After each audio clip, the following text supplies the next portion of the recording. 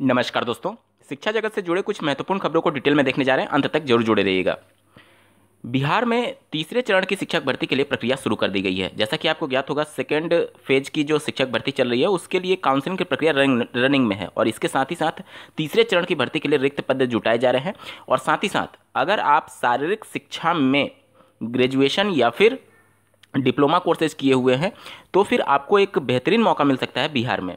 शारीरिक शिक्षक के पद को नियमित करने के लिए यहाँ पर प्रस्ताव तैयार किया जा रहा है और हो सकता है कि तीसरे चरण में शारीरिक शिक्षकों के भी पद विज्ञप्ति के तौर पर जारी किए जाए। उत्तर प्रदेश में 2017 में जब विधानसभा चुनाव हुए थे, उस समय जब सत्ता पलटी, उससे पहले शारीरिक शिक्षकों के पद विज्ञापित किए गए थे। उसके बाद से जब सत्ता पलट गई और दूसरी पार्टी की सरकार आई जो कि वर्तमान में है, तो उन्होंने उस विज्ञापन को निरस्त कर दिया और उसके बाद से ये कहा गया कि 1 लाख शारीरिक शिक्षकों की भर्ती की जाएगी। ये बात है 2017 की। आज हम लोग 2024 में हैं। 7 साल हो चुके हैं, शारीरिक शिक्षकों से संबंधित कोई भी पद विज्ञापित नहीं किया गया उत्तर प्रदेश में। वहीं बिहार में अब शारीरिक शिक्षकों के पद को परमानेंट करने के लिए और इसके लिए भर्ती करने के लिए प्रस्ताव तैयार किया जा रहा है। हालांकि आप राष्ट्रीय शिक्षा नीति 2020 देखेंगे तो उसमें शारीरिक शिक्षा पर ज़्यादा से ज़्यादा जोर देने की बात कही गई है और उसी के अनुरूप बिहार राज्य सरकार कार्य कर रही है। आप स्क्रीन पर देख पा रहे होंगे, सूबे के सभी जिलों में रिक्त पदों की प्राप्त की जा रही है जानकारी। तीसरे चरण की शिक्षक भर्ती के लिए तैयारी शुरू। अगर आप यूपी से हैं या फिर किसी भी राज्य से हैं, चाहे बिहार चाहे किसी भी राज्य से, और अगर आपने शारीरिक शिक्षा में कोर्सेज कर रखे हैं तो आपको बेहतरीन मौका मिलने जा रहा है आने वाले समय में। एक बार जल्दी से देख लेते हैं। बीपीएससी से दूसरे चरण में चयनित शिक्षकों की काउंसलिंग जिलों में चल रही है। इसके साथ ही तीसरे चरण की शिक्षक नियुक्ति को लेकर के भी तैयारी शुरू कर दी गई है। इसके तहत जिलों से रिक्त पदों की जानकारी प्राप्त की जा रही है। वहीं मध्य विद्यालय के शारीरिक शिक्षकों के पद को नियमित बनाने पर भी विचार विमर्श शुरू हो गया है। शिक्षा विभाग के अपर सचिव के निर्देश पर विभाग के पदाधिकारियों ने इस संबंध में कार्रवाई शुरू कर दी है। जानकारी के अनुसार मध्य विद्यालयों में भी नियमित शारीरिक शिक्षकों की नियुक्ति करने का प्रस्ताव तैयार किया जा रहा है। इसके बाद इस प्रस्ताव पर कैबिनेट से स्वीकृति ली जाएगी। कैबिनेट से स्वीकृति मिलने के बाद इन पदों पर नियमित नियुक्ति का रास्ता साफ हो जाएगा। वर्तमान में शारीरिक शिक्षा एवं स्वास्थ्य अनुदेशक की सेवा मध्य विद्यालयों में ली जा रही है। इनको नियत वेतन 8,000 रुपये दिए जा रहे हैं। इनके 8,000 रुपये से अधिक पद, इनके 8,000 से अधिक पद हैं। और यहाँ पर देख सकते हैं कैबिनेट से स्वीकृति मिलने के बाद इन पदों पर नियमित नियुक्ति का रास्ता साफ हो जाएगा। यानी कि जिस प्रकार से रेगुलर बेसिस पर सामान्य पदों पर भर्तियाँ होती हैं, उसी प्रकार से शारीरिक शिक्षक के पद पर भी नियमित भर्ती का रास्ता साफ होने की बात कही जा रही है। तो अगर ये कैबिनेट में मुहर लगती है तो निश्चित तौर पर जो शारीरिक शिक्षा में कैंडिडेट कोर्सेज किए होंगे उनको डायरेक्टली इसका लाभ मिलने जा रहा है। इसके अलावा तीसरे चरण में जो विशेष शिक्षक होते हैं, स्पेशल टीचर, उनकी भी रिक्रूटमेंट की प्रोसेस को आगे बढ़ाया जा रहा है। जैसा कि आपको ज्ञात होगा, बीएड या फिर डीएड जब आप करते हैं तो स्पेशल एजुकेशन में होता है, जो कि शारीरिक रूप से अक्षम विद्यार्थियों को पढ़ाने के लिए स्पेशल वो ट्रेनिंग कोर्सेज होते हैं, बीएड या फिर डीएलएड। तो उन अभ्यर्थियों के लिए भी 7200 पदों पर भर्ती का विज्ञापन जारी किया जा सकता है।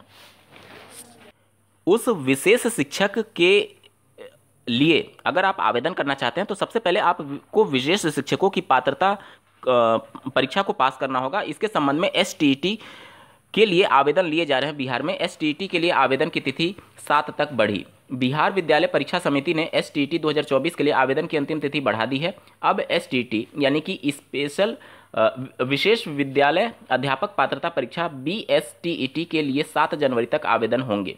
पहले अंतिम तिथि 2 जनवरी तक थी और अभ्यर्थी वेबसाइट पर, ऑफिशियल वेबसाइट पर जाकर के अपना आवेदन कर सकते हैं। तो अगर आप स्पेशल कोर्सेज कर रखे हैं बीएड स्पेशल एजुकेशन में या फिर डीएलएड स्पेशल एजुकेशन में, तो आपके लिए ये पात्रता परीक्षा है, इसको क्वालिफाई करेंगे। इसके बाद जो रिक्रूटमेंट के तहत एडवर्टीजमेंट जारी होगी उसमें आप डायरेक्टली आवेदन करने के लिए पात्र हो सकते हैं। अगर आप स्पेशल बीएड या फिर स्पेशल डीएलएड कोर्स किए हुए हैं और नॉर्मल सीटेट या फिर बीटेट क्वालिफाई किए हुए हैं तो उसके बेस पर आप सम्मिलित नहीं हो पाएंगे। उसके लिए स्पेशल आपको टीईटी भी क्वालिफाई होना आवश्यक है, तभी आप उसके लिए आवेदन कर पाएंगे। चलिए बढ़ते हैं अगली खबर की तरफ। नवनियुक्त 25,000 शिक्षकों को 13 को मुख्यमंत्री के हाथों से मिलेगा नियुक्ति पत्र। जैसा कि आपको ज्ञात होगा, सेकेंड फेज में जो अभी इस समय काउंसलिंग प्रक्रिया चल रही है, उसके बाद 13 जनवरी 2023 को नियुक्ति पत्र वितरण के संदर्भ में बिहार राज्य सरकार के द्वारा ऑफिशियल नोटिफिकेशन जारी हो चुका है। गांधी मैदान में जिस प्रकार से टीआरई 1 के तहत अभ्यर्थियों को नियुक्ति पत्र बांटा गया था, उसी के तहत टीआरई 2 में भी अभ्यर्थियों को नियुक्ति पत्र बांटा जाएगा 13 जनवरी 2024 को। सभी सफल हुए अभ्यर्थियों को बहुत बहुत ढेर सारी शुभकामनाएं। चलिए बढ़ते हैं अगली खबर की तरफ। अब आते हैं बिहार से सटे उत्तर प्रदेश में। उत्तर प्रदेश में जैसा कि आपको ज्ञात होगा, परिषदीय प्राथमिक विद्यालयों से उच्च प्राथमिक विद्यालयों में प्रमोशन की प्रक्रिया चल रही है। इसमें लगातार अभ्यर्थी ये आरोप लगा रहे हैं कि बिना एनसीटी की गाइडलाइन, बिना मद्रास हाईकोर्ट के डिसीजन को ध्यान में रखे प्रमोशन की प्रक्रिया को आगे बढ़ाई जा रही है, जिसकी वजह से अभ्यर्थी कोर्ट की शरण में है। मामला ये है कि जब आप प्राइमरी से अपर प्राइमरी में प्रमोशन पाते हैं तो उसके लिए आपको अपर प्राइमरी का टेट क्वालिफाई होना आवश्यक है एनसीटी की गाइडलाइन के अनुसार। और माननीय मद्रास हाईकोर्ट ने भी इसके संबंध में 2023 में एक आदेश दिया था कि एनसीटी की गाइडलाइन को अनदेखा करके केवल प्राइमरी बेस के टेट पर आप प्रमोशन नहीं दे सकते। अगर कोई अभ्यर्थी प्राइमरी से अपर प्राइमरी में प्रमोट हो रहा है तो अपर प्राइमरी का टेट भी क्वालिफाई होना आवश्यक है। स्क्रीन पर आप देख पा रहे होंगे, परिषदीय शिक्षकों के प्रमोशन को लेकर के बढ़ा विवाद। बेसिक शिक्षा परिषद ने बिना टीईटी बनाई वरिष्ठता सूची, बगैर टीईटी प्रमोशन की तैयारी, कोर्ट पहुंचे शिक्षक। एक बार जल्दी से पूरे खबर को समझ लेते हैं। देखिए, यहाँ पर यह कहा गया है कि परिषदीय प्राथमिक स्कूलों में कार्यरत सहायक अध्यापकों के सालों बाद होने जा रहे प्रमोशन को लेकर के विवाद थमने का नाम नहीं ले रहा है। कुछ शिक्षकों ने बगैर टीटी प्रमोशन को लेकर के हाईकोर्ट की लखनऊ खंडपीठ में याचिका दायर कर दी है। टीईटी के आधार पर प्रमोशन की मांग कर रहे शिक्षकों का कहना है कि राष्ट्रीय अध्यापक शिक्षा परिषद यानी एनसीटी की 12 नवंबर 2014 की अधिसूचना के अनुसार सहायक अध्यापकों का प्राथमिक स्कूलों में प्रधानाध्यापक पद पर प्रमोशन करने के लिए प्राथमिक स्तर की शिक्षक पात्रता परीक्षा अनिवार्य है। यहाँ पर उच्च प्राथमिक होना चाहिए था, अपर प्राइमरी का। ठीक है, ये मिसप्रिंट है, आर्टिकल जिन्होंने लिखा है उनके द्वारा। वहीं प्राइमरी के सहायक अध्यापकों को उच्च प्राथमिक विद्यालयों में सहायक अध्यापक के पद पर पदोन्नति के लिए उच्च प्राथमिक स्तर की टीटी पास होना अनिवार्य है।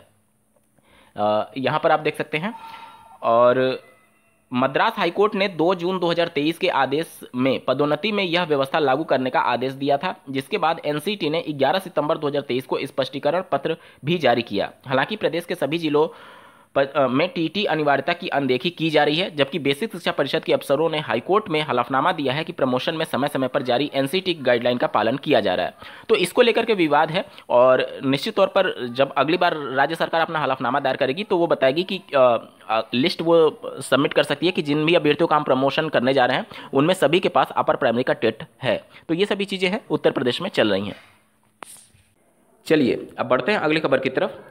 उत्तर प्रदेश में नए शिक्षा सेवा चयन आयोग के सदस्य और अध्यक्ष की जो प्रक्रिया है वो चल रही है, उनको सेलेक्ट करने की, और इसके बाद जो रुकी हुई भर्तियां हैं उसके लिए परीक्षा का आयोजन किया जाएगा।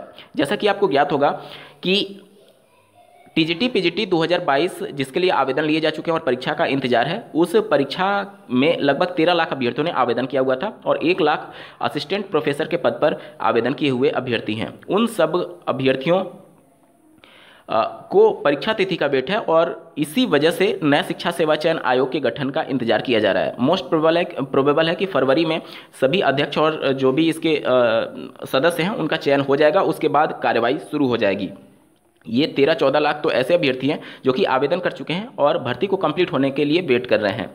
वहीं लाखों की संख्या में बीएड बीटीसी पार्ट्स अभ्यर्थी जो हैं वो फ्रेश रिक्रूटमेंट का इंतजार कर रहे हैं, जो कि आयोग के गठन के बाद ही संभव होगा। और उस पर भी राज्य सरकार कितनी गंभीर होती है शिक्षक भर्ती को लेकर के, इससे तय होगा कि नई शिक्षक भर्ती का विज्ञापन कब तक जारी हो सकता है। उत्तर प्रदेश में एक ऐसी भी शिक्षक भर्ती होती है जो कि नए शिक्षा सेवा चयन आयोग के अंतर्गत नहीं आएगी। बात हो रही है एलटी ग्रेड के शिक्षकों की भर्ती के लिए।